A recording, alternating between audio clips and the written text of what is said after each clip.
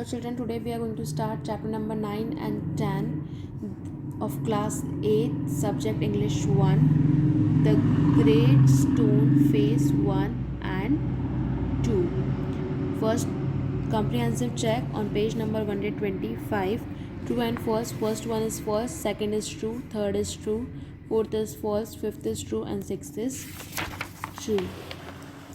Now we have working with the text. Answer number 1. The great stone face was the work of nature. The rocks were put one over the other on the mountain side. They resembled the features of a human face. Young Ernest wished that the stone face could speak. He wished to love the man dearly whoever resembled that face. Answer 2.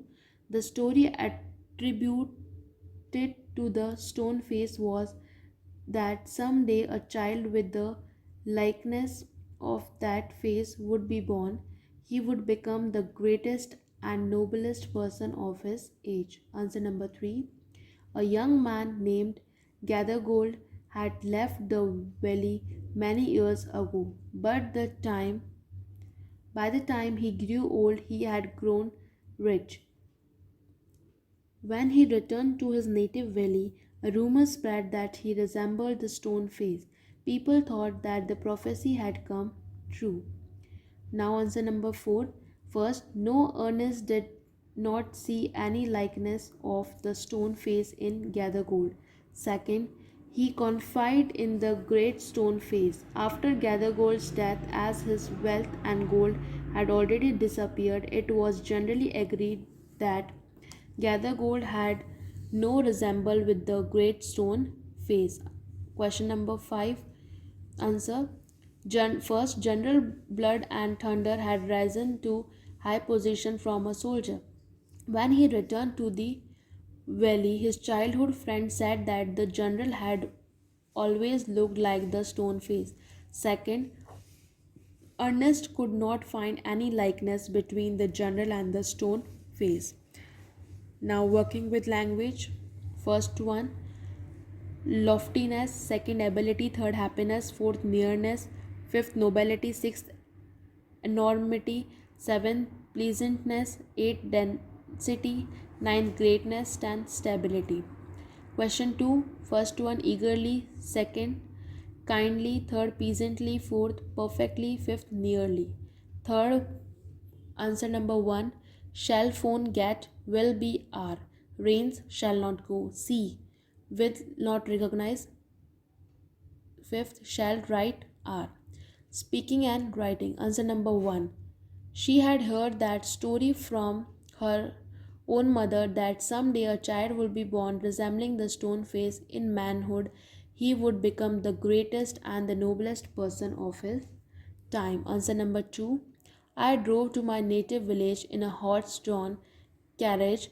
The people mistook me to the great stone face. They welcomed me and shouted, "Sure enough, the old prophecy is true and the great man has arrived last."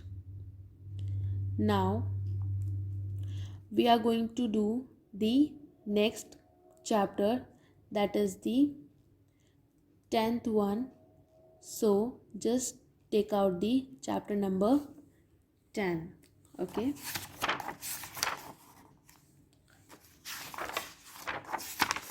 Now, the comprehensive check questions, true and false. First, we are going to complete. Okay.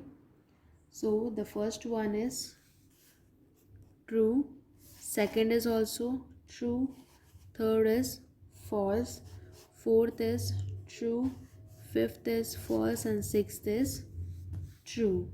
Now, working with the text. Answer number 1. Ernest was unlike other commoners in the valley. He was a good, simple-hearted, noble and thoughtful person. He had been under observation. He did not go with the crowd. He welcomed total strangers as the prophets. Answer number 2. The poet wrote wonderful songs. He had celebrated the great stone face in one of his poems. When Ernest read this poem, he became convinced that the poet was like the stone face. Answer number 3. The poet confessed that he was not worthy to be compared with the stone face. His action did not match with his thoughts. Answer number 4. Ernest and the poet together went to a meeting place. Ernest addressed the gathering. His words had power and his thoughts had depth. They were the words of life, a life of good deeds and selfless love.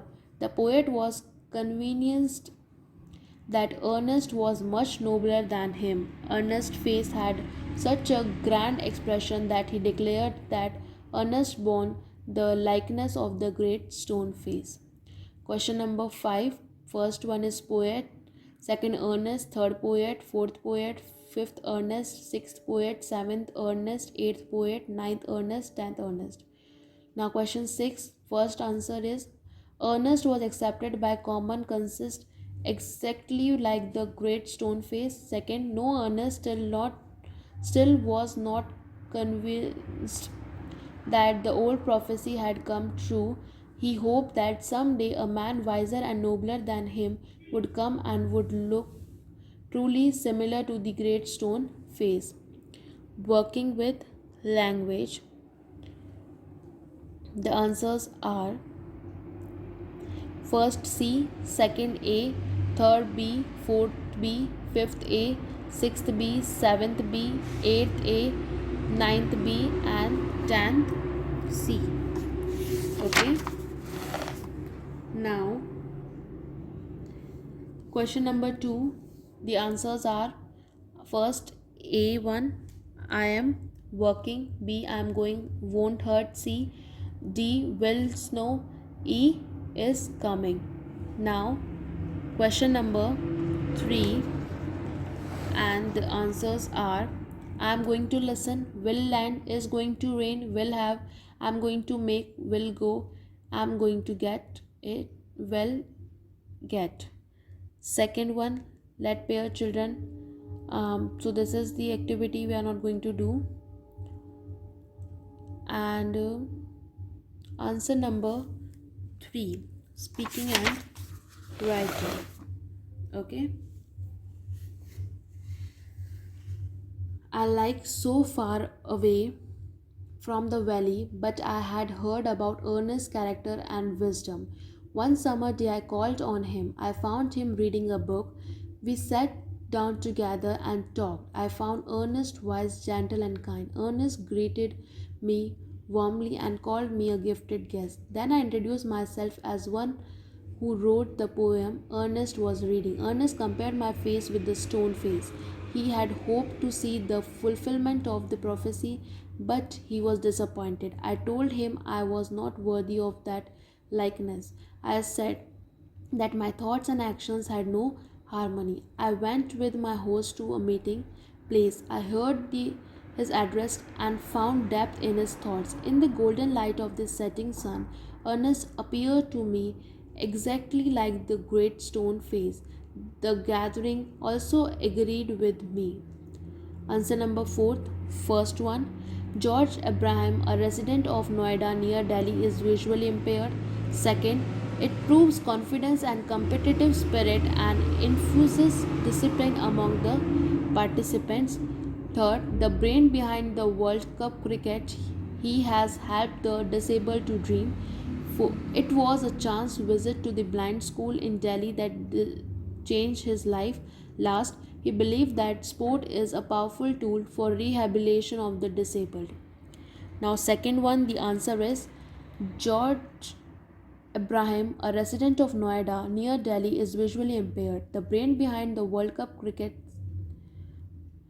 he has helped the disabled to dream. It was a chance visit to the blind school in Delhi that changed his life. He believed that sport is a power tool for rehabilitation of the disabled. It provides confidence and competitive spirit and infuses discipline among the participants. So children, with this we have completed our chapter number 9 and 10, and so you are going to complete this work in your notebooks. Thank you.